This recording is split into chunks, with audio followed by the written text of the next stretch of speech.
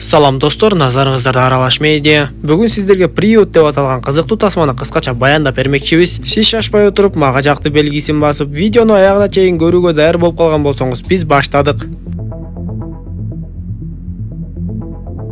Тасманын жүрүшү Испанияда 1975-жылдары болгону айтылат. Лаура аттуу кызды балдар үйүнө багып алууга беришет. Бул балдар үйү башкаларга караганда чакан жана өзгөчө болчу. Бирөөсү бутуна протез кийип, дагы бирөөсүнүн көзү көрбөй, ар кандай мүмкүнчүлүгү чектелген балдар жашап. Кебетеси суук болгондуктан дагы бир Томас деген бала ар дайым бетине бет кап тагынып жүрчү. Арадан бир канча жылдар өткөндөн кийин Лаура Карлос деген адам менен баш кошуп, анан да Симон деген баланы багып алышат. Дал ушул жылдары алар баягы Лаура жашап кеткен балдар үйүнө көчүп келишип, бул кезде ал балдар үйү жабылып кеткендиктен жубайлар имаратта ар кандай майып балдар үчүн интернат уюштуруп өткөндү кайра жаратууну чечишет. Көп өтпөй Лаура менен Саймон деңиз жээгинде көп жылдан бери иштебей турган эски маяктын жанында сейилдеп жүрүшөт. Дал ошол деңиздин жээгинде бир үңкүр бар эле. Симондун суранычы менен Лаура аны үңкүргө алып кирип, Лаура ар кайсы жакты карап алаксып жатканда эле Симон караңгы жерге барып кимдир бирөө менен сүйлөшүп жаткан болот. Лаура таң калып Симондун жанына барган кезде Симон үңкүрдүн ичинде дагы бир бала бар экендигин айтып, аны биздин үйгө чакырып албайлыбы деп баштайт. Лаура ага макул болгонсуп, бирок үңкүрдүн ичинен башка эч бир баланы таппай койду. Андан соң Лаура бул жөн гана Симондун фантазиясы деп ойлоп коет да, алар үйгө кайтып бара жатышканда досум биздин үйдү таап келсин деп ар кандай белгилерди калтырып кете берет. Лаура ага көп деле маани бербей, бирок эрте менен туруп эшигин ачса эле кечээ Симон белги катары таштап келген заттар үйүнүн алдына чогулуп калган болот. Ошол күнү ал жака бир кемпир келет да өзүн социалдык кызматкер катары тааныштырып, Симон жана анын оорусу жөнүндө ар кандай сөздөрдү айтып, түшүнүксүз нерселер жөнүндө кызыктай маек кура баштайт.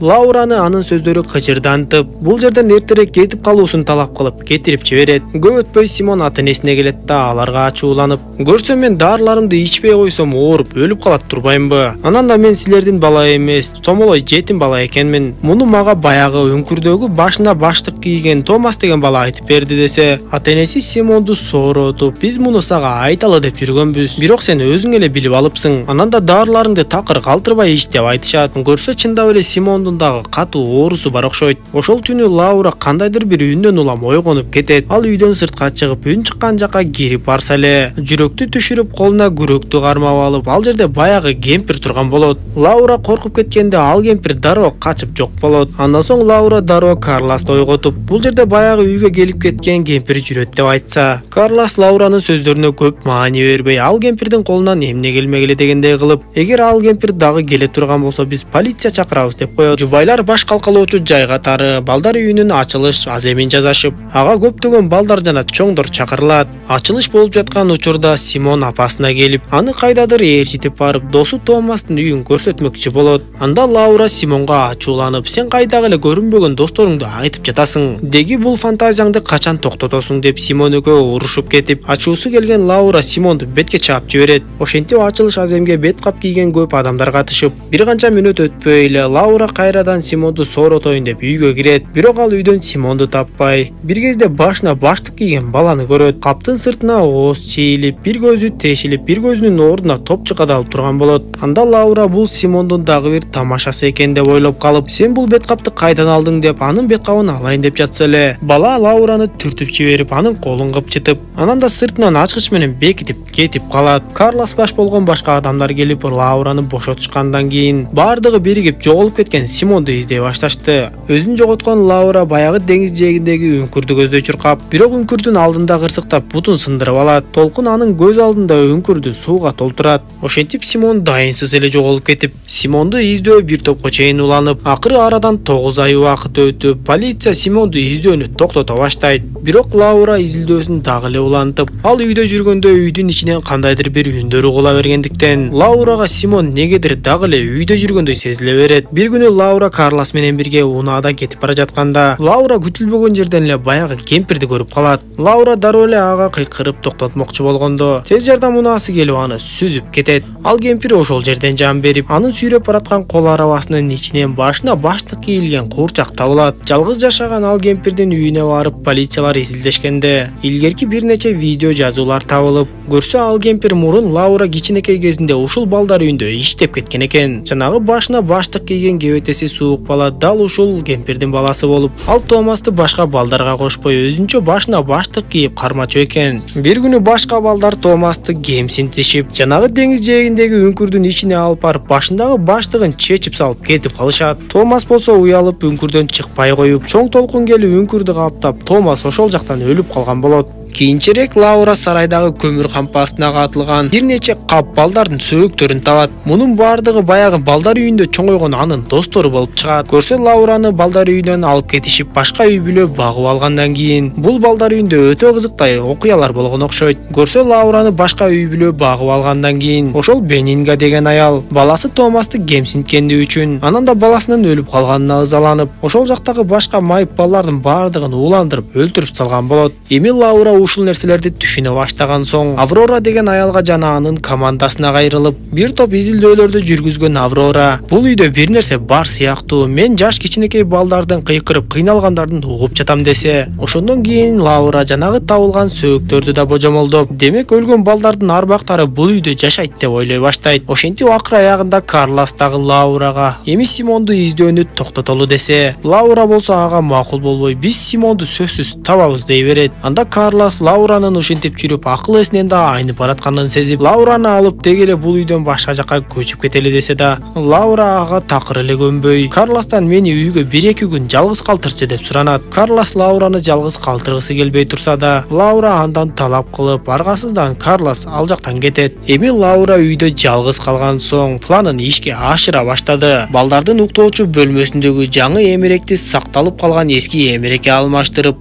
дасторкон жайып, идиш аяктарды мурункудай тизип, дасторкондун башына отурат. Сыягы Лаура арбактар менен байланышка чыгууга аракет кылып жаткан окшойт. Бирок арбактар анын чакырыгына жооп беришпейт. Акыры Лаура арбак балдар ойногусу келип жатканын түшүнүп, кичинекей кезинде ойношкон оюндарын эстеп, бир канчага чейин санап, улам артын карай берет. Ошондо арбак балдар көрүнө баштап, Лаура улам санап артын караган сайын арбактар ага жакындай берет. Акыры балдардын бири Лауранын ийинине колун тийгизери менен баардыгы качып кетишет. Андан кийин Лаура Симон менен ойногон оюнду эстеп, бир буюмдун жардамы менен экинчи буюмду таап отуруп, акыры кичинекей бөлмөдөн кандайдыр бир эч билинбеген эшиктин бар экенин байкайт. Арбак балдар дагы ага барган сайын кадимкидей белги бере беришет. Лаура ошол эшикти ачып, ал жакта жертөлөө бар экенин көрүп, төмөн жакка түшүп барат да, ал жакта типтирүү эле Симонду таап алат. Бирок албетте бул Лауранын жөн гана элестөөсү болчу. Ал ошол жертөлөөдө жаткан Симондун өлүк денесин кармап, кучактап ыйлап отурду. Көрсө баягы кемпир Томас деген баласын дал ушул бөлмөдө жашырып кармап жүрчү экен. Симон апасына Томастын бөлмөсүн көрсөтөм деп ээрчиткени да бекеринен эмес болуп, Лаура убагында Симонго жакшы көңүл бурбай койгонуна өкүнүп турду. Ошондо гана ал мурунку болгон окуяларды эстеп, Лаура баягы майрамдык ачылыш аземде ушул кичинекей бөлмө ачылып, ичиндеги буюмдар кулап калганын көргөн эле. Бирок эч нерсеге маани бербей буюмдарды жыйнап бөлмөнү жаап салган болчу. Дал ошол учурда Томастын бөлмөсүн көрсөтөм деген Симон ошол бөлмөдөн бекилип чыга албай калган болот. Эртеси Лаура Симонду издеп жүргөндө үйдөн ар кандай үндөр чыгып, Симон үйдө жүргөндөй эле сезилип жаткан кезде, Симон жертөлөөдөн тепкич менен чыгып, эшикти ача албай жатып, кулап кетип, мойнун сындырып өлүп калган болот. Ушунун баарын түшүнгөндөн кийин Лаура баласын көтөрүп алып, жогору көздөй чыгат. Ал ыйламсырап Симондун кайтып келүүсүн каалап, Симондун дарыларынан өзү бир нечени ичип салат. Ошентип ыйламсырап отурса эле Симон бир кезде тирилип чыгып, ал жерге жанагы арбак балдар дагы кадимкидей эле кебетелери менен чыга келишет. Симон апасынан биз менен калчы деп суранат. Лаура болсо Симонго жылмайып карайт. Албетте түшүнгөнүбүздөй Симон тирилген жок. Тескерисинче Лаура ошол жерден жан берип арбактарга кошулду. Ошентип кайтып келген Карлос Лауранын өлгөнүн көрүп, көп өтпөй үйдүн жанына Лаураны жана башка балдарды жерге беришип эстелик тургузулат. Бардыгы бүткөндөн кийин Карлос үйгө кирип, терезе жакта турган кезде эшиктер акырындан ачыла баштайт да, Карлос кимдир бирөөлөрдү көргөндөй болуп эле жылмая баштайт. Ал албетте Лауранын жана баласынын арбактарын көрдү окшойт. Сыягы алар Карлосту дагы өздөрү менен бирге алып кеткени келген сыяктуу. Тасма ушундайча соңуна чыгат. Достор, видео жаккан болсо мага жакты белгисин басып, дос тааныштарыңыз менен бөлүшүп койгонду унутпаңыз. Кийинки видеолордон көрүшкөнчө аман болуңуздар.